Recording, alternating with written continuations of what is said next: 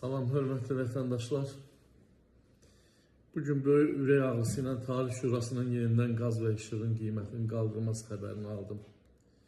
Mən buna hədsiz dərəcədə üzülürəm.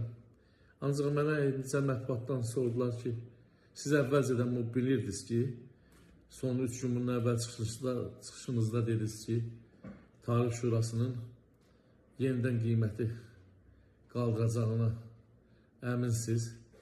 Ben bundan hiçbir xəbərim olmayıb. Sadəcə olaraq və bu hökumətin mən qiymət siyasətini bilirəm. Və bu Tarif Şurası əslində qiyməti müəyyən edilən orqan deyil, qiyməti artan bir orqan kimi bizim gözümüzdə qarşısında durub. Mən təəssüf edirəm ki, bu xalqa, bu satılan qazın, işığın, suyun, yanacağın və s. qiyməti artırılır. Daim çörək az qala bulka boyda olub. Çox ürək ağrısı ilə bunları qarşılayıram. Lakin nə üçün xalqa veriləsi əmək haqqının, pensiyanın, müavinətin artırılması barədə bir orqan yoxdur. Nə üçün istehsal təşkil olunmur? İş yerlərdə yox, əmək haqqı, pensiya müavinətlər üçün qaldırılmır. Nə üçün bu əsaslandırılır ki, beynəlxalq aləmdə qazın qiyməti qalxdığına görə bu addımı atırlar. Bu beynəlxalq aləm ancaq qiymət qaldıranda yada düşür.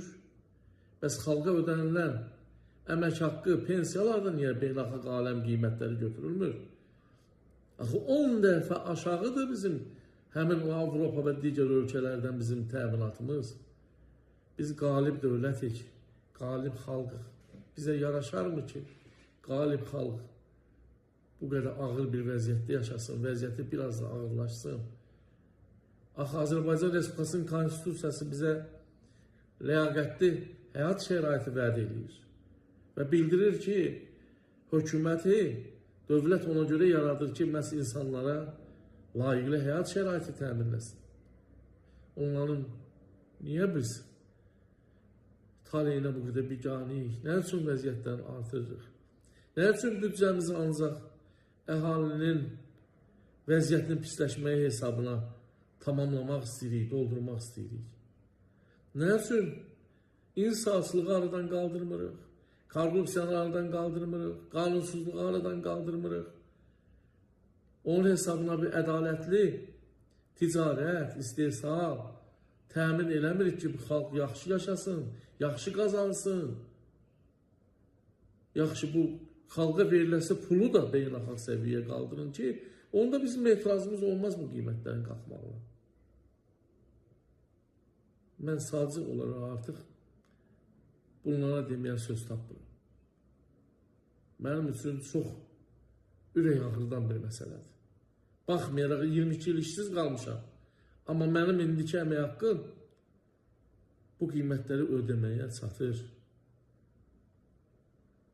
Ancaq xalqın 90%'nin imkanı yoxdur axı bu.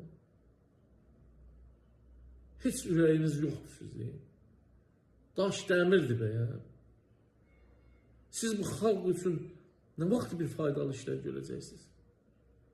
İkinci Dünya Müharibəsi qurtarandan sonra xalq gözləyir ki, hər il aprelin 1-də qiymətlər ucuzlaşacaq, xalqın həyat şəraiti yaxşılaşacaq, bəyənmədiyimiz Sovet dövlətində. Heç bilmirdik qaz hardan gəlir, işıq hardan gəlir. Və gem bol işlədirdik. İndi nə olacaq?